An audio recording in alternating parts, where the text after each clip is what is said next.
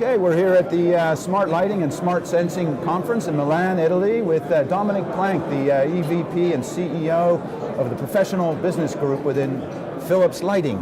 And we're going to talk about smart lighting. There are so many applications for smart lighting, and we're hearing about all of these wonderful things it can do. Dominiek, what are the killer apps? If you had to single out maybe one outdoor killer app and one indoor killer app, what would they be? Yeah.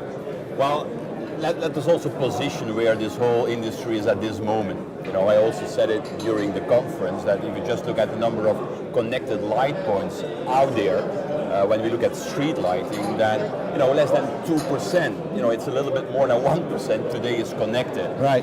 So I think we have to be modest, and that we are all still at a search of where is going to be that value that we can capture on. Right. Everybody talks about a smart city, but when you really engage with an end user, city official, and you say, okay, so what is now the use case? Then sometimes it's quite silent. And what is the use case? If you had to sell a mayor or a city council or whatever to, so this is the outdoor, well, let's go with the outdoor example for now, on why to go with smart lighting.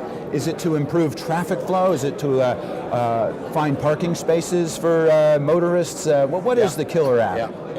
Well, from our point of view, it all starts with what lighting truly has to contribute. And there we are immediately hitting the nerve of safety.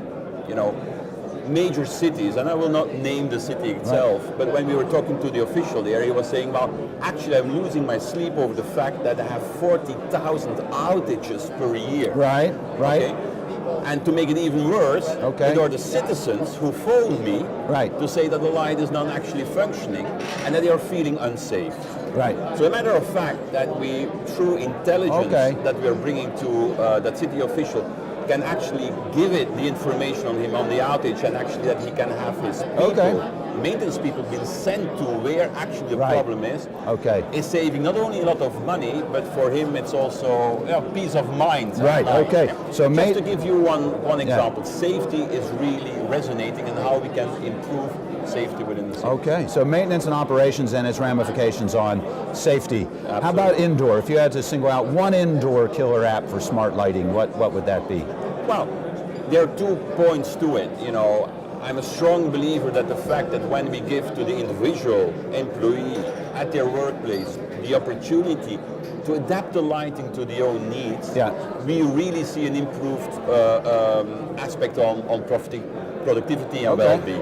One piece of the equation. The other one that we are talking a lot about is, of course, that real estate is becoming extremely expensive. Right. So how we can contribute to optimize the workspace is also resonating a lot in the office environment. Okay, so human-centric lighting in the first case, and I think the second example has to do with sensors noting room occupancy and maybe helping facilities managers to reassign space and use it more intelligently, that sort of thing. It's one example of it, but it's also about, do we need to clean the room? Right. Has it been occupied or not? So it's not only about the workspace optimization as such, but everything that can go around that is, of course, extremely important. Now, for all of this to work, you'll need partners, IT partners. You've been working quite a bit with Cisco lately on things such as power over Ethernet systems. What's it like partnering with the IT world? It's sort of a whole new thing for you. It reminds me of the IT media convergence of about 10 years ago when the Googles and the Skypes came into the media and the telecoms world. So what is that like for a lighting company now teaming up with companies like Cisco?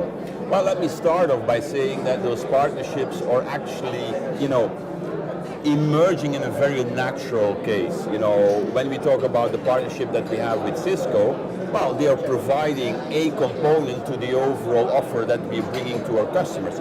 So there was immediately a customer-supplier relationship being established there. Right. But then we discovered that actually when we are teaming up together, we can be much more powerful in bringing the message across that, the end user should do that critical investment in rolling out those architectures. Right. But we have also partnership with SAP, for example, where we, based on the back of a project we did together with them in Buenos Aires, and where the customers was asking for a connection, seamless connection to SAP HANA, and we established that, we also said, well, SAP is actually present in a lot of cities worldwide, we as well. Why are we not teaming up to bring that message jointly across? How important is data in this whole movement towards smart lighting? The collection of data, keeping it secure, how to use the data, how to analyze it, and who gets the data? And to what extent does that inform your partnership discussions with companies like Cisco and SAP? Yeah. Well, data is of course of the essence, but what do we mean actually with data? If you need to adapt your lighting to new light levels that are being influenced from the outside, you're actually also having data that you use and adapt. So it's not like, we are just coming into data. But what I think you mean, of course, is how can we exploit that data for applications that go beyond illumination? Right?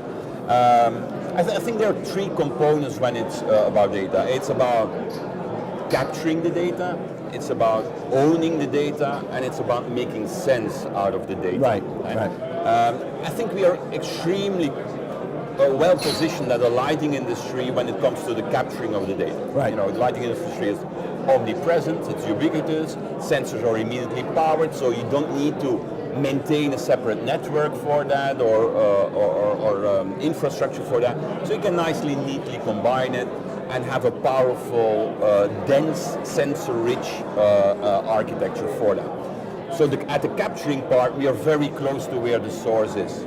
When it comes to owning, in the end, it's the end user, the customer, who always owns his data. We always say that to our customers, it are now not our data, it are your data. When it comes to the application of it, of course, then it's about making sense out of that data.